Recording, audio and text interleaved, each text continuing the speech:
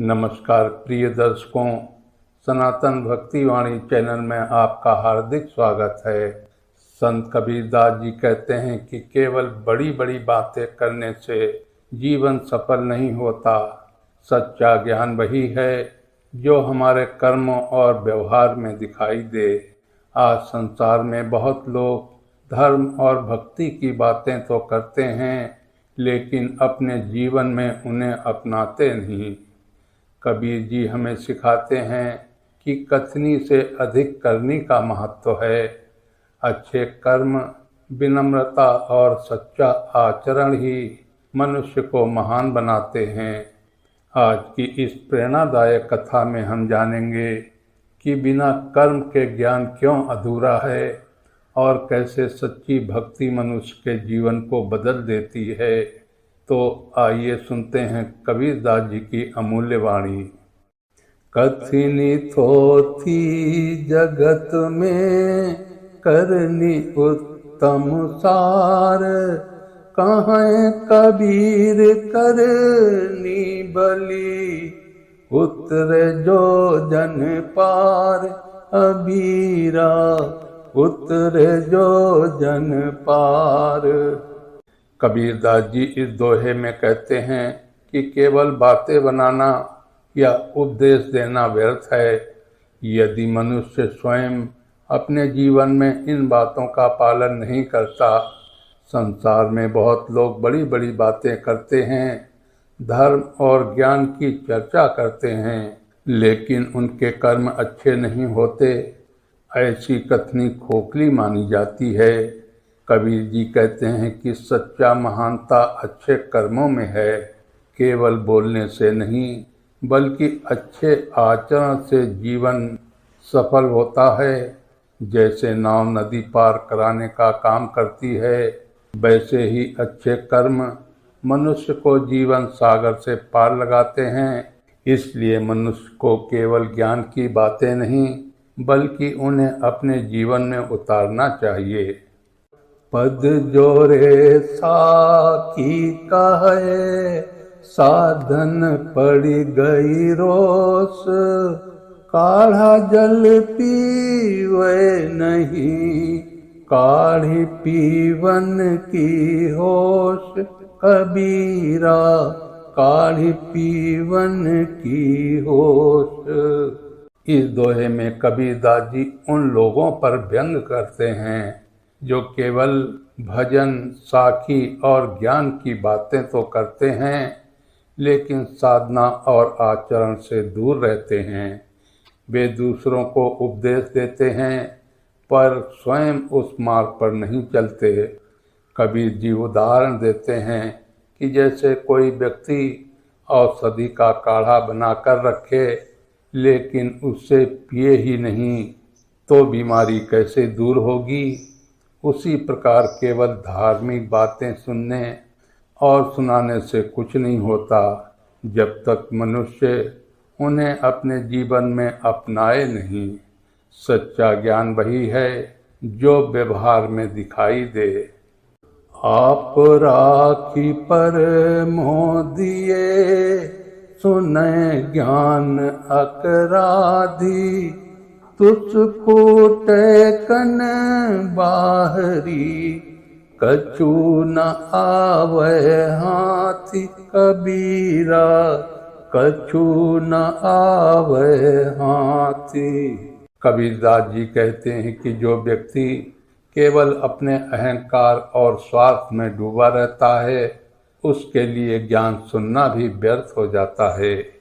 चाहे वो कितनी भी अच्छी बातें सुन ले, उसका मन नहीं बदलता।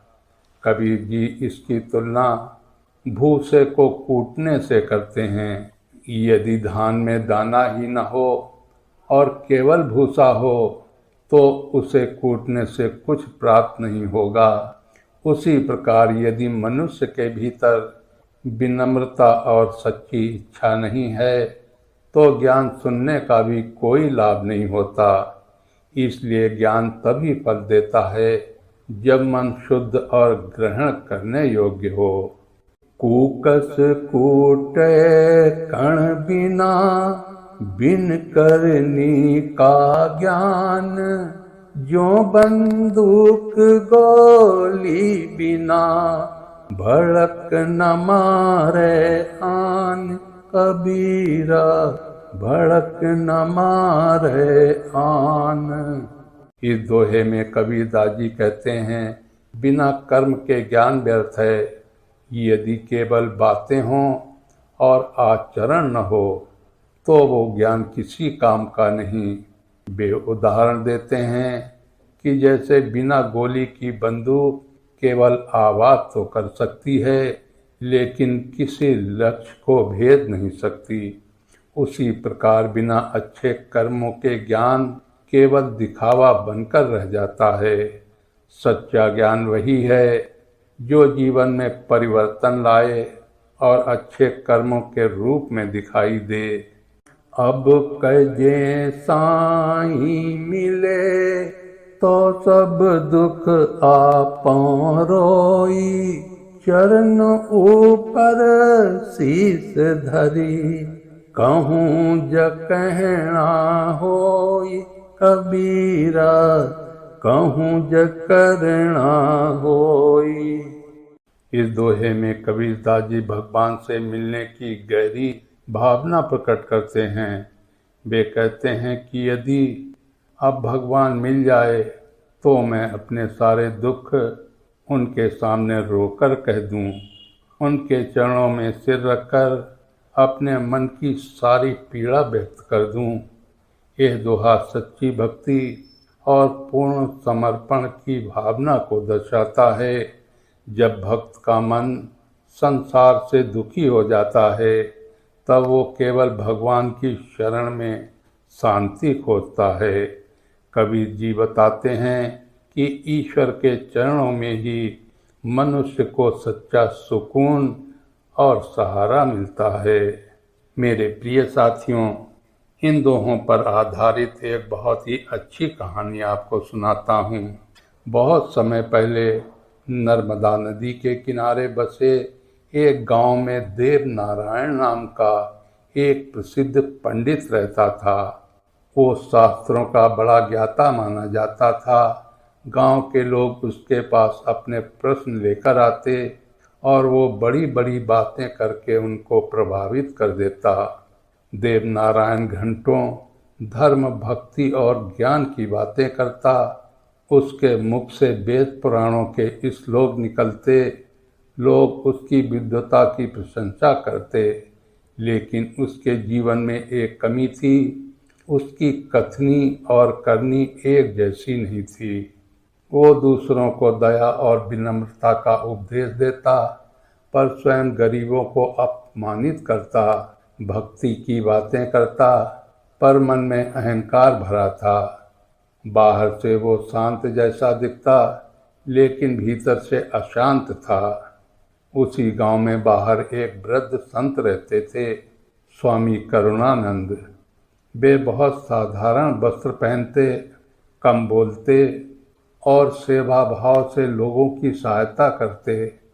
गांव के लोग उनसे भी प्रेम करते थे। एक दिन गांव में बड़ा सत्संग हुआ। देव नारायण मंच पर बैठकर बड़े गर्व से ज्ञान की बातें कर रहा था। तभी स्वामी करुणानंद वहां पहुंचे।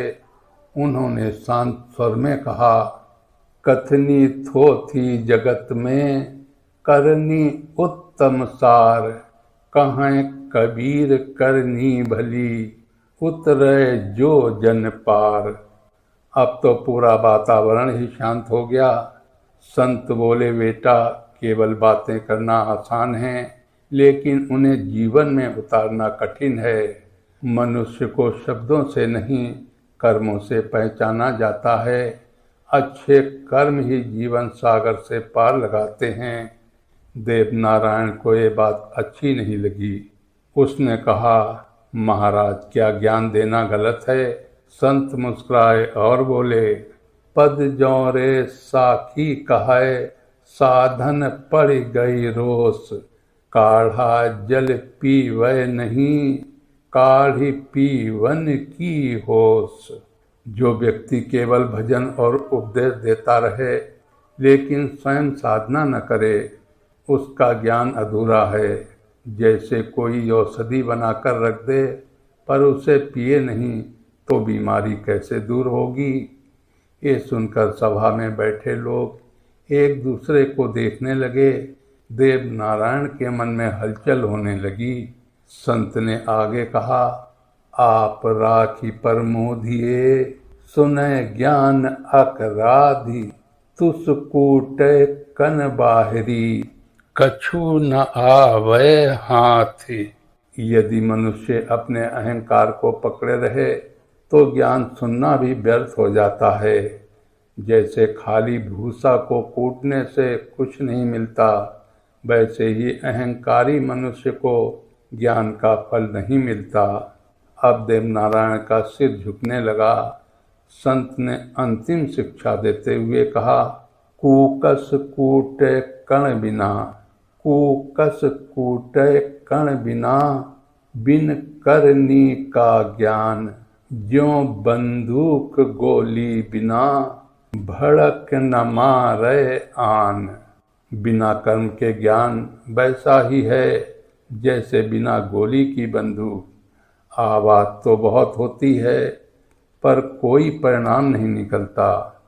ये सुनते ही देवनारायण की आंखें भर आईं। उसे अपने जीवन की सच्चाई दिखाई देने लगी। वो समझ गया कि वो वर्षों से केवल शब्दों का प्रदर्शन कर रहा था, अपने भीतर परिवर्तन नहीं ला पाया।